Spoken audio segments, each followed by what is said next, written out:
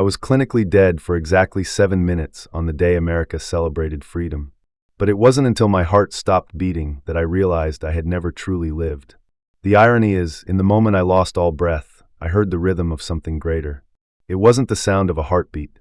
It was a calling. Not calling my name, but calling out to a part of my soul I had forgotten in the rush of daily life. Freedom, I discovered, isn't found in waving flags or fireworks. It's found in the moment you let go of the fear of losing control. And I only learned that lesson after I had lost all control. My name is Nathaniel Brooks, a former firefighter, a man who once ran into burning buildings to save strangers, but unknowingly let his soul burn quietly in the background of everyday life. I used to think I was strong because I didn't cry. I used to think I was at peace because I stayed busy. I used to think I was happy because I fulfilled my responsibilities. But all of that was a mask forged from duty, hardened by the old teachings that a man should be this way. I lived for others, but I never truly lived with myself. For years, I felt like a shadow. I was present, but never fully there. I spoke, but never from the heart. I loved, but could never quite reach another's heart, not even my own. Sometimes I'd sit in my car with the engine off, staring at the rain through the windshield, wondering why I felt so empty. I went to work, came home, nodded at my wife and kids, lay in bed, and waited for the alarm clock like a machine replaying yesterday.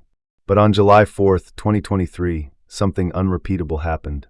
My body collapsed in the kitchen. My heart stopped. The world fell away. And for the first time in 50 years, I was completely awake. Have you ever wondered what happens after the heart stops beating? I can't remember the last time I truly laughed. Maybe it was on a quiet afternoon by the river when I was still a boy, sitting next to my grandmother, biting into a tart and crunchy apple as she told me folk tales in her thick southern drawl. But after that, life pulled me away. Firefighter, husband, father, provider. Roles I put on like armor, thick and heavy, until I no longer knew how to feel. Each morning, I woke before sunrise. Each night, I went to sleep after my wife and kids were already deep in their dreams. I saw them, but I couldn't see myself. I heard their voices, but I could no longer hear my own heart. My days were ruled by schedules, checklists, routines, drills, reports, and duty.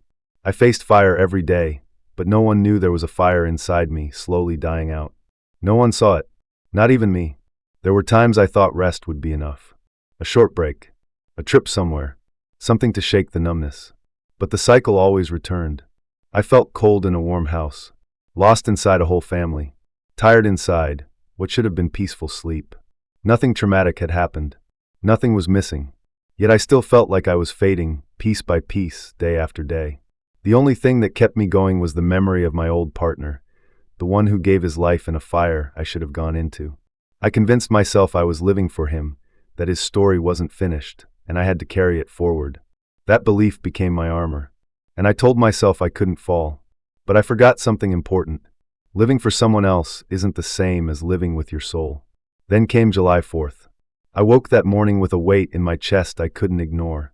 The pain wasn't like before. It moved from my chest to my shoulder, into my neck, down my back. I stumbled into the kitchen, gripping the edge of the table, squinting against the morning light. And then suddenly, all sound disappeared. I couldn't hear the fan. I couldn't hear the TV. I couldn't even hear my heartbeat. Only silence remained. Not quiet, but a heavy, dense silence pressed down on me like a door about to open. And I didn't know what waited on the other side. What happens when we fall out of our bodies, what was waiting for me inside that silence? I don't remember the fall.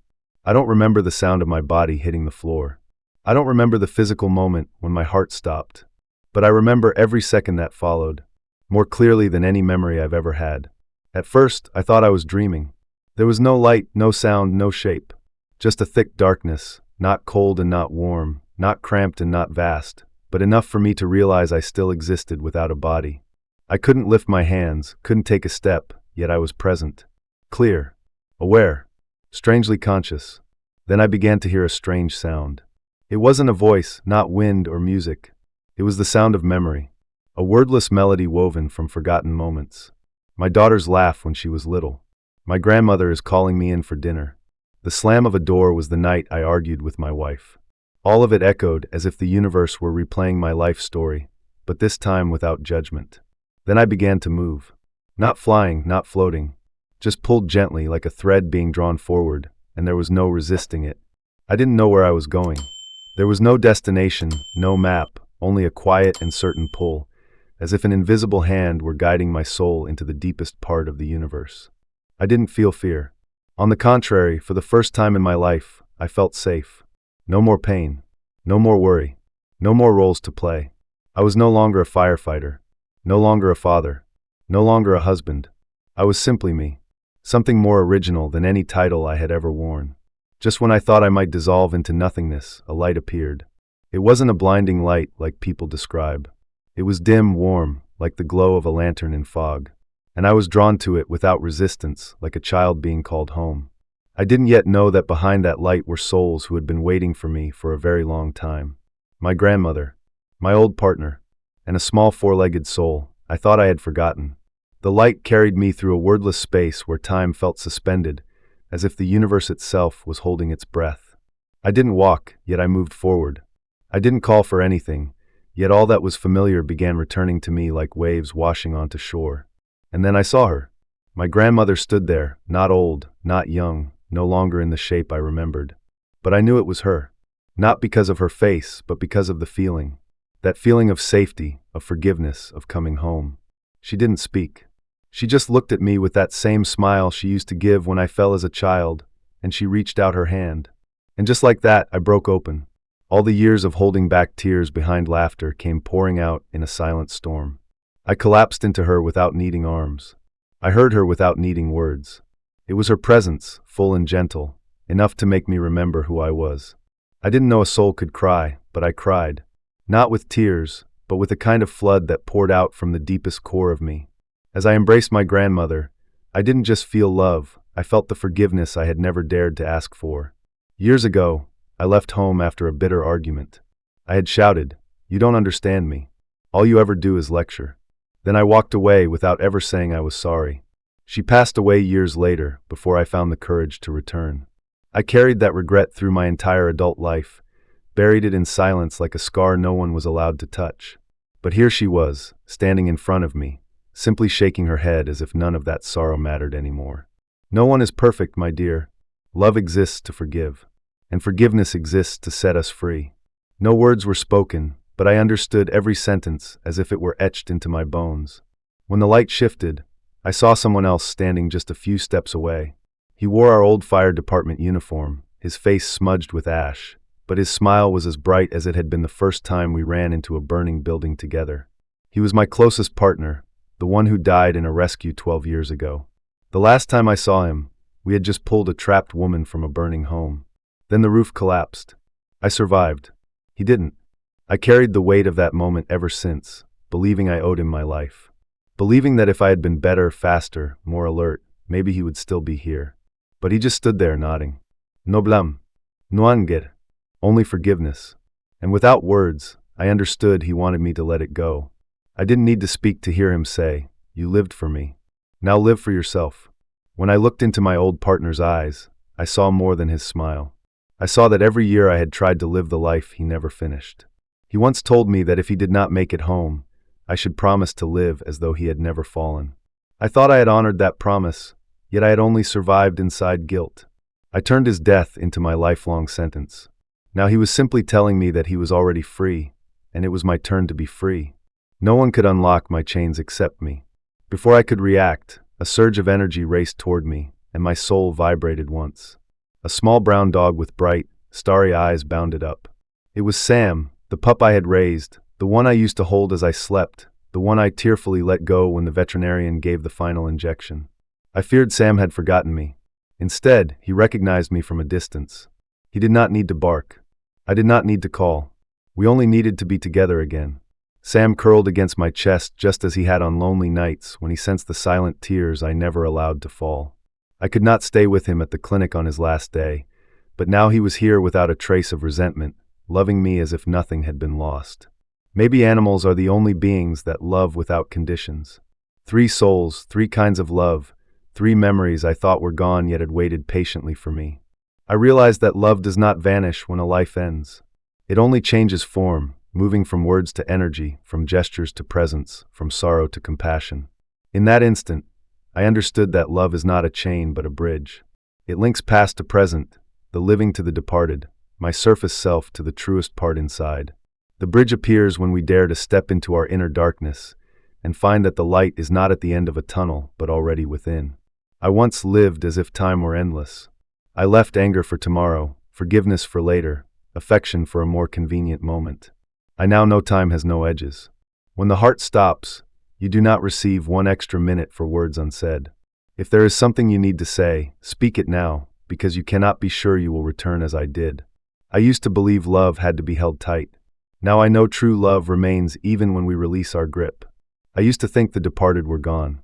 They are simply standing on the far side of a thin curtain, waiting for us to open our hearts wide enough to see them. As the light around me began to soften, I heard a question that came from nowhere, yet echoed in my chest. If you go back, will you live differently? I had no time to answer with words, but my heart answered first. I thought I would stay there forever. In that place with no pain, no anger, no expectations or disappointments. Only stillness as tender as a mother's embrace, wrapping around me with a kind of love that needed no reason. I could no longer see my body, but I had never felt more clearly myself. No noise, no deadlines, no pretending to be okay. In that moment, I was simply me. Nothing more, nothing less. And then something began to appear. Not a voice, not a light, but a presence. An ancient, quiet, all-knowing wisdom. It didn't ask, "Do you want to go back?" It simply whispered into the deepest part of my being, "If you return, how will you live?" That question was like a great mirror reflecting my soul. I saw it all. Every time I said I was fine when I wasn't. Every time I stayed silent when I should have spoken the truth. Every time I pulled away out of fear. Every time I looked at the people I loved, but didn't see them. Everything rose to the surface, not to accuse, but to remind me that I had been alive, but I had not truly been present. I began to cry, not from regret, but from the overwhelming sense of forgiveness. I understood then that no one was holding me there. No one was forcing me to return. The choice was mine.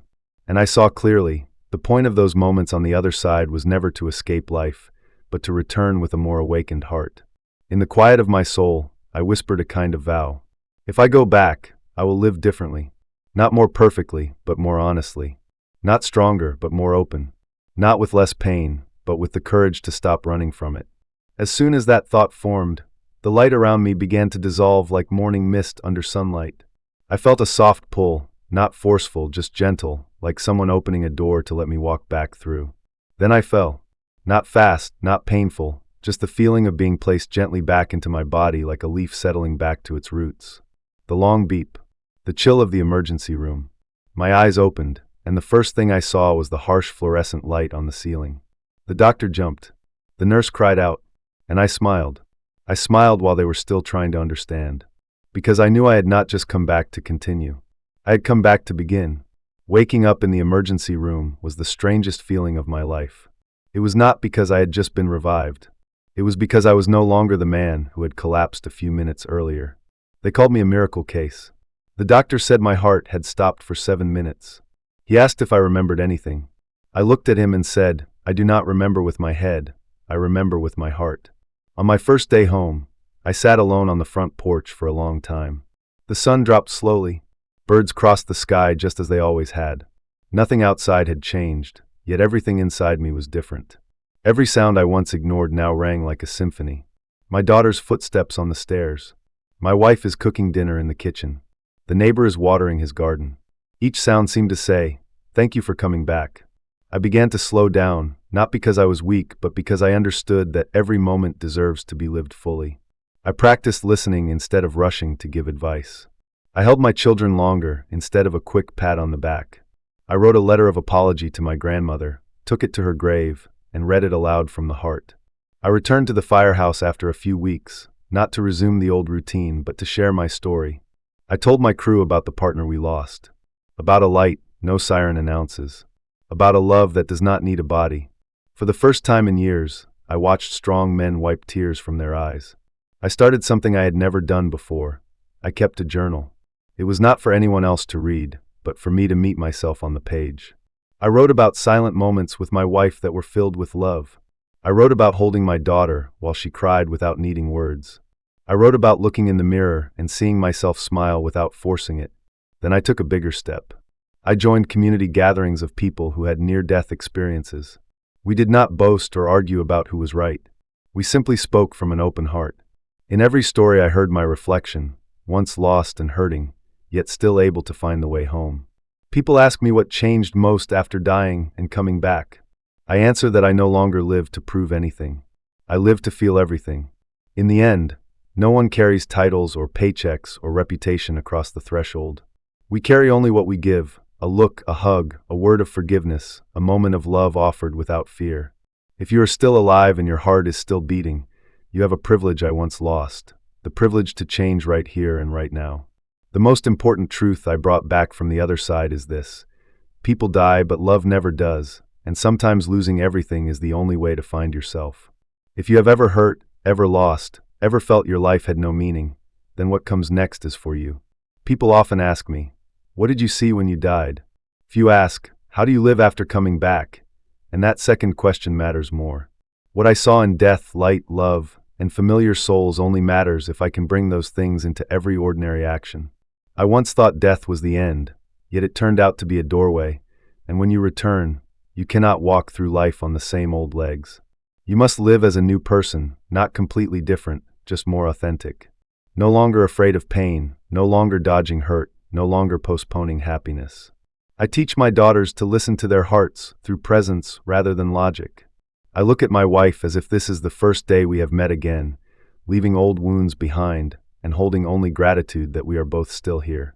I hug friends and crew members not to cover pain but to say, I am here. I understand. The greatest lesson I have learned is forgiveness. Forgiving those who hurt me. Forgiving myself for years lived like a machine. Forgiving life itself, because it is not always easy, but it is always fair in its way. Each morning, I place a hand on my chest and feel the beat, not only to confirm I am alive, but to remind myself that every heartbeat is an opportunity to love, to apologize, to forgive, to begin again. I am no longer afraid of dying, and more importantly, I am no longer afraid of living fully, living with pain, living without holding back. If you are hearing this and your heart is still beating, you share the same gift I was given, the gift of change, right here and right now. You do not need to die to learn how to live again. You only need the courage to let go. Let go of roles that no longer serve you, of stale expectations, of old wounds, and you will discover what I discovered: love never dies. It simply waits for you to open your heart and step inside. On the other side of death, there is no hell or heaven, only a reminder: live. Live as if today is the last day, yet love as if you have never been hurt. That is everything I brought back from 7 minutes beyond life. This story is not told to share a miracle. It is offered so that you can choose a life worth living, starting today.